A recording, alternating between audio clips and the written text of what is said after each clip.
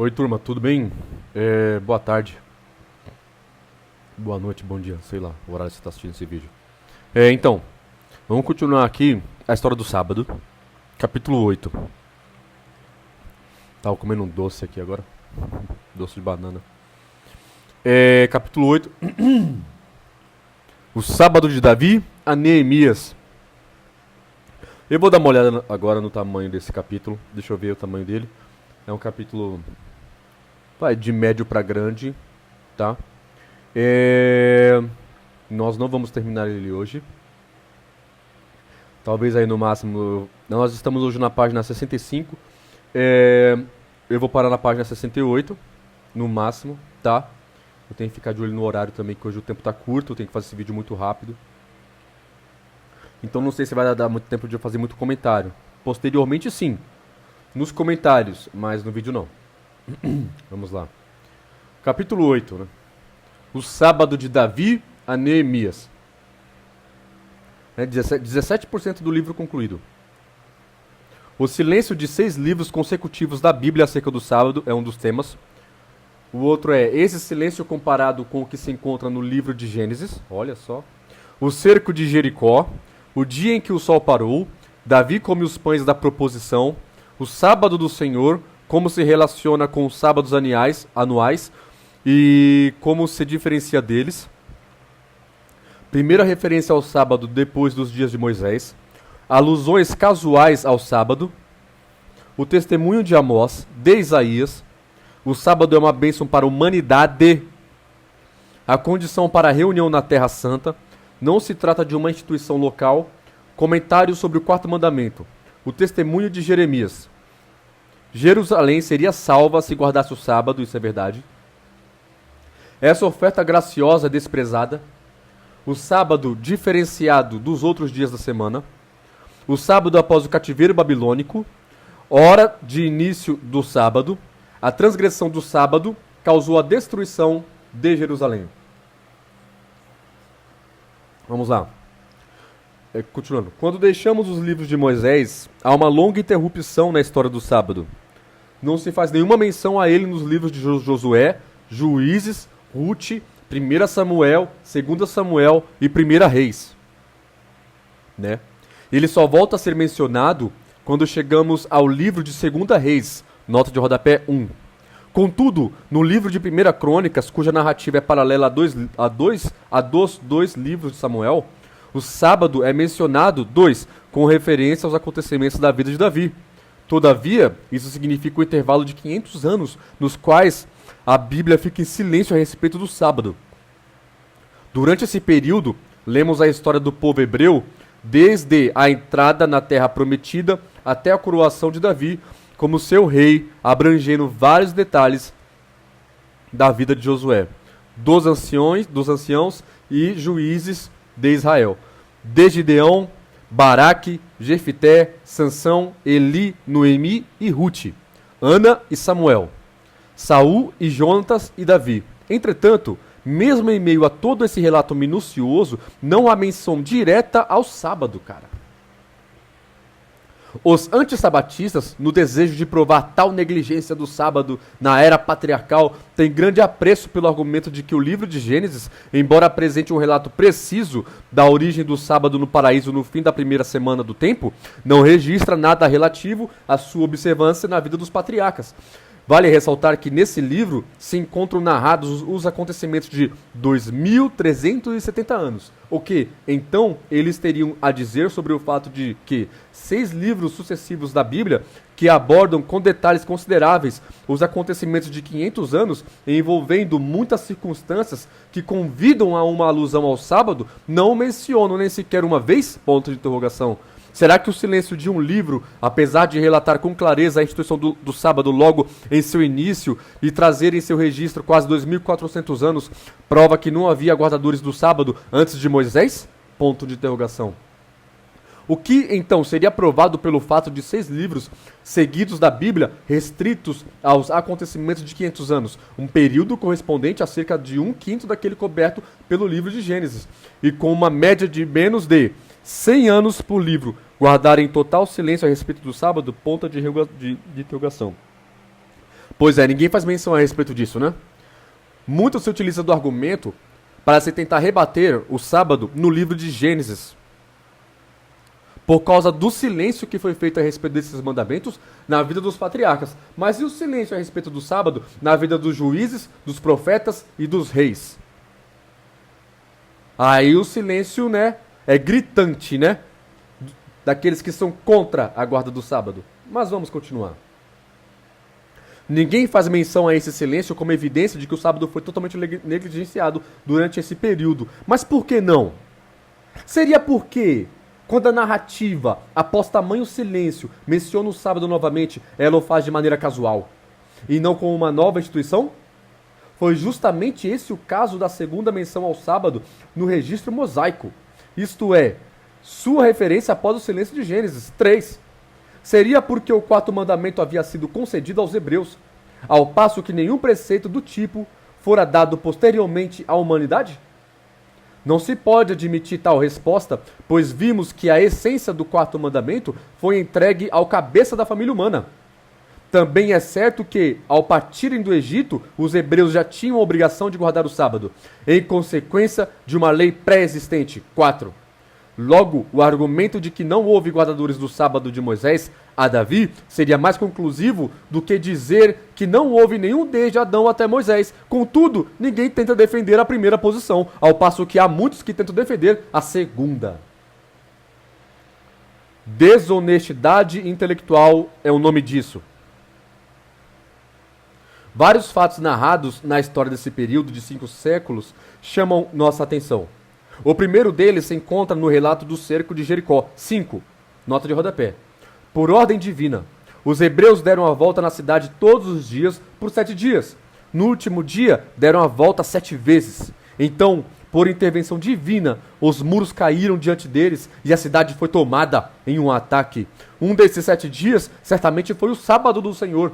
O povo de Deus não teria, então, transgredido o sábado ao agir assim? Ponto de interrogação. Deixemos os fatos seguintes responderem. 1. O que eles fizeram nessa situação foi por ordem direta de Deus. Já começa por aí. Beleza?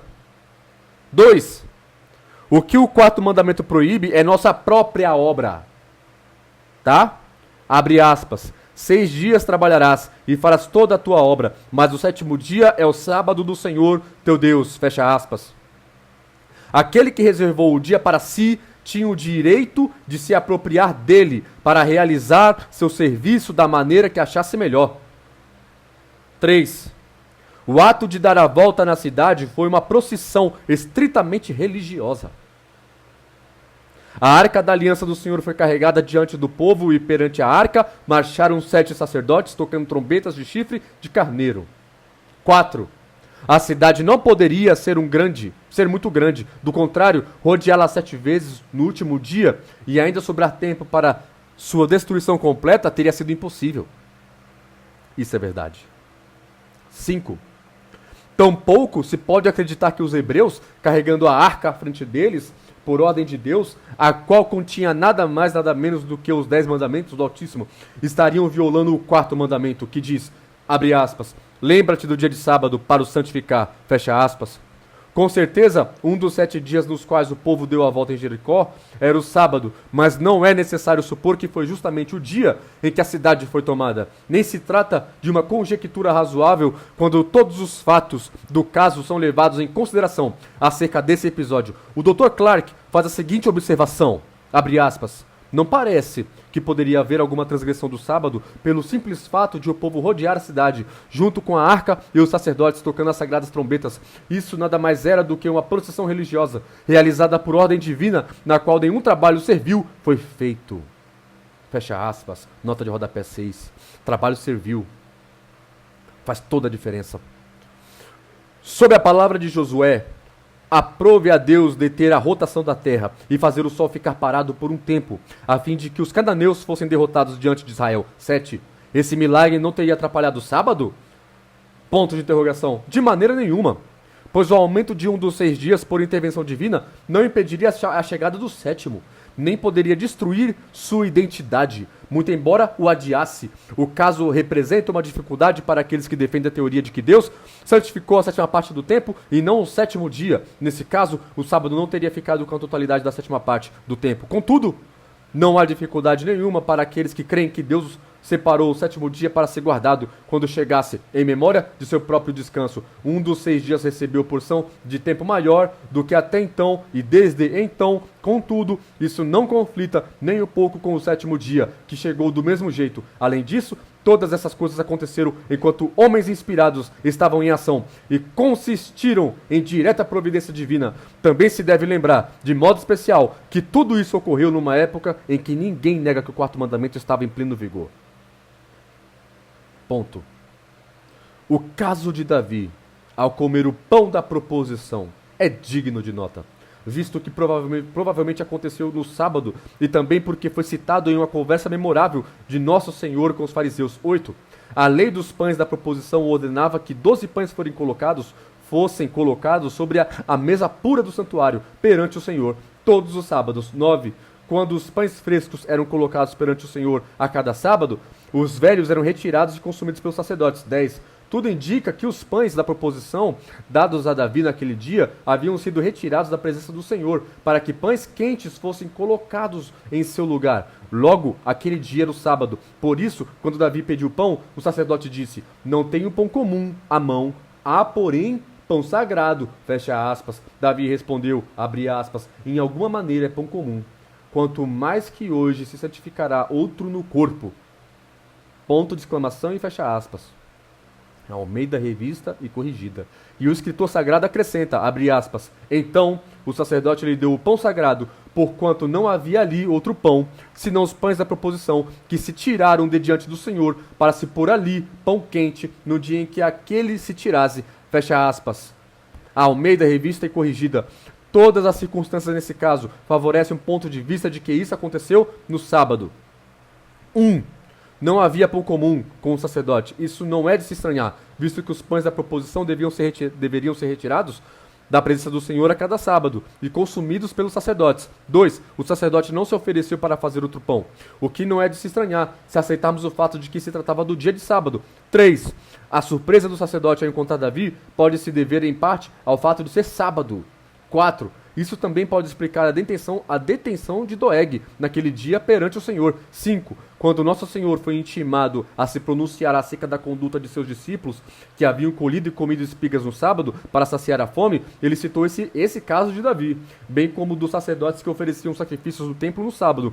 Para justificar seus discípulos, sua citação adquire propriedade e adequação extraordinárias. Se compreendermos que o ato de Davi ocorreu no sábado, nessa perspectiva, a questão assume uma luz bem diferente daquela proposta pelos antissabatistas. 11. Meu, olha que beleza do sábado, cara. É perfeito, mano. A defesa do sábado é perfeita, mano. E a guarda do sábado também. Ela deve ser perfeita como Jesus também foi perfeito e ele guardou o sábado de maneira perfeita, mano. Ele é o exemplo final. Ele é o exemplo. Ele é o exemplo. Ele é o exemplo. Próximo parágrafo. É importante chamar a atenção para uma distinção que nunca se deve perder de vista: a apresentação do pão da proposição e a oferta de holocaustos no dia de sábado, conforme ordenadas pela lei cerimonial. Não faziam parte da instituição sabática original. Afinal de contas, o sábado foi criado antes da queda do ser humano, ao passo que os holocaustos e ritos cerimoniais do santuário foram introduzidos em consequência da queda. Enquanto tais ritos foram obrigatórios, eles necessariamente ligaram o sábado, até certo ponto, às festividades judaicas em que sacrifícios semelhantes eram realizados. Esta ligação só é vista nos textos bíblicos, que relatam a provisão feita para tais ofertas. 12. Quando a lei cerimonial foi cravada na cruz, todas as festas judaicas deixaram de existir, pois a realização delas era ordenada por essa lei. 13. Mas essa anulação dessa lei só poderia eliminar os ritos que essa mesma lei havia anexado ao sábado, deixando a instituição sabática original exatamente da forma como fora estabelecida no princípio por seu autor. Ponto. Defesa perfeita. Próximo parágrafo. A primeira referência ao sábado, depois dos dias de Moisés, se encontra nas prescrições de Davi e Samuel, acerca do ofício dos sacerdotes e levitas na casa de Deus. As escrituras dizem o seguinte: outros dos seus irmãos, dos filhos dos coatitas, tinham o encargo de preparar os pães da proposição para todos os sábados. Fecha aspas. 14. Pode-se observar que essa é uma menção apenas casual ao sábado. Tal alusão, depois de um silêncio tão longo, é prova decisiva de que o sábado não for esquecido, nem se perdera ao longo dos 5 séculos nos quais ele não é mencionado pelos historiadores sacros. Depois disso, nenhuma menção direta ao sábado é encontrada desde os dias de Davi até os do profeta Eliseu, um intervalo de cerca de 150 anos. Talvez o Salmo 92 seja uma exceção a essa afirmativa, uma vez que seu título, tanto em hebraico quanto em português, declara que o mesmo foi escrito para o dia de sábado. 15. E não é improvável que ele tenha sido composto por Davi, o mavioso cantor de Israel. Quando o filho da mulher sunamita morreu, ela procurou o profeta Eliseu. Seu esposo, sem saber que o menino estava morto, lhe disse, abre aspas, por que vais a ele hoje? Ponto de interrogação. Não é dia de festa da lua nova, nem sábado. Ela disse, não faz mal, fecha aspas. 16. É provável que a menção aqui seja ao sábado do Senhor, pois o termo é usado 3 vezes em um contexto parecido. 17. Se isso estiver correto, ela mostra que os hebreus tinham o costume de visitar os profetas de Deus nesse dia, para receber instruções divinas, uma prática que nos ajuda a compreender a natureza das palavras relativas a colher o maná. Abre aspas, ninguém saia do seu lugar no 7º dia, fecha aspas. 18. Uma alusão casual ao sábado é feita no relato da coroação de Joás ao trono de Judá. 19. Por volta de 778 a.C., no reinado de Uzias, neto de Joás, o profeta Amós usa a seguinte linguagem em 787 a.C. Abre aspas.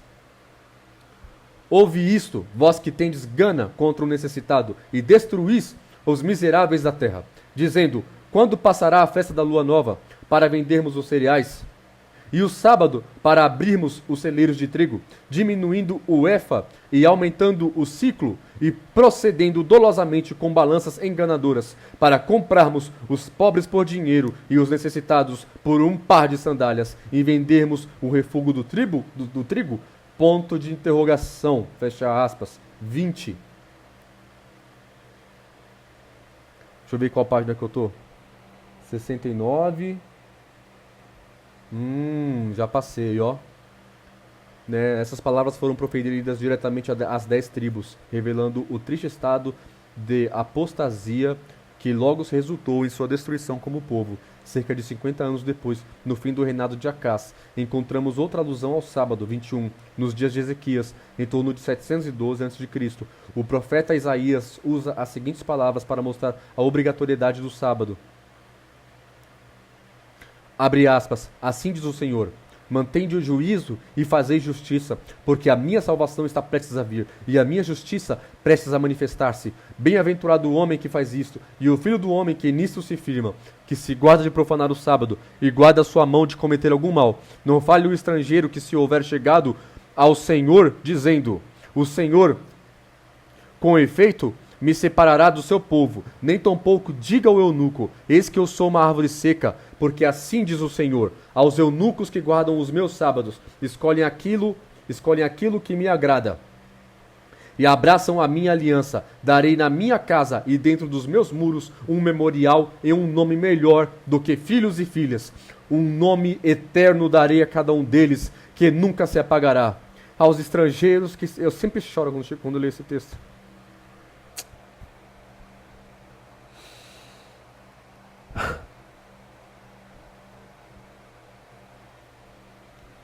Aos estrangeiros que se chegam ao Senhor para o servirem e para amarem o nome do Senhor, sendo deste modo servos seus. Sim, todos os que guardam o sábado, não o profanando, e abraçam a minha aliança, também os levarei ao meu santo monte e os alegrarei na minha casa de oração. Os seus holocaustos e os seus sacrifícios serão aceitos no meu altar, porque a minha casa será chamada casa de oração para todos os povos. Assim diz o Senhor Deus, que congrega os dispersos de Israel. Ainda congregarei outros aos que já se acham reunidos. Fecha aspas, 22. Eu não aguento. Meu Deus, meu Deus.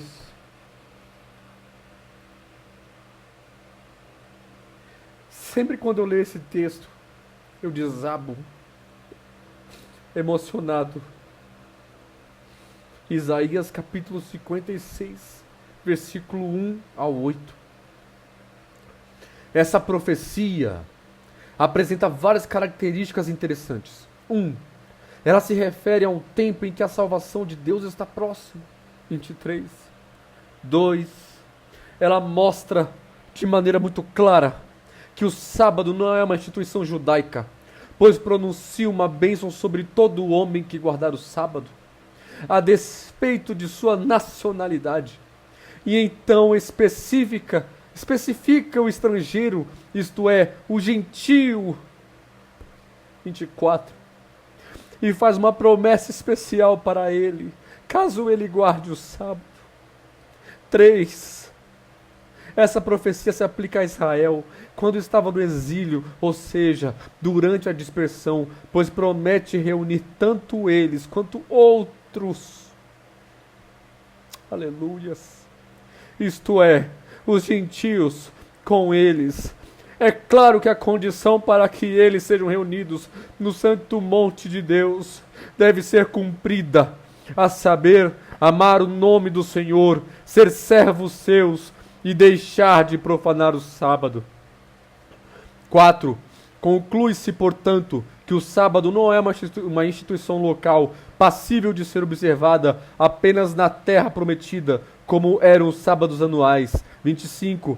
Mas que ele foi feito para a humanidade, podendo ser guardado pelos exilados de Israel, enquanto estes estivessem espalhados por todas as terras debaixo do céu. 26. É isso, eu vou parar por aqui. Eu vou parar por aqui. Página 70. No próximo vídeo, nós vamos encerrar o capítulo 8. Tá bom? Fique com Deus. Amo vocês.